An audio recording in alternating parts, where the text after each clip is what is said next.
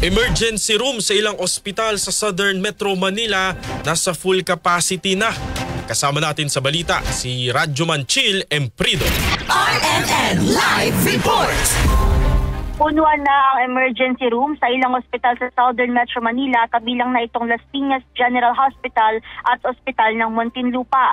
Sa Las Piñas, puno ng ika-6 hanggang ika-8 palapag ng Las Piñas General Hospital dahil sa mga pasyenteng tinamaan ng leptospirosis at dengue. Sa huling record na naturang ospital, 37 adults at 6 na bata na may leptospirosis ang kasalukuyang naka-admit sa ospital habang 7 individual naman ang nakakonfine dahil sa dengue. Kahapon, nang binuksan ng ika-9 na palapag ng ospital para mailipat ang ilang pasyente at na-admit na ang ibang nasa emergency room. Binuksan na rin ang fast lane para sa leptospirosis at dengue patients para agad matugunan kaya hindi na kailangan mag-antay ng mga pasyente sa labas.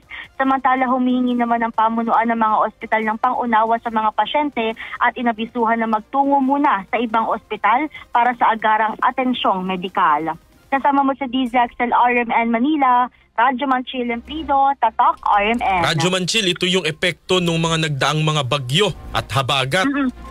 Yes, tama ka dyan, Radyoman Sander. So lahat ng mga nakakonfine dito, halos lahat, Radyoman Sander, ang dahilan o yung mga tinamaan na pasyente, leptospirosis at dengue dahil nga sa mga pag-ulan itong nakaraang buwan, Radyoman Sander.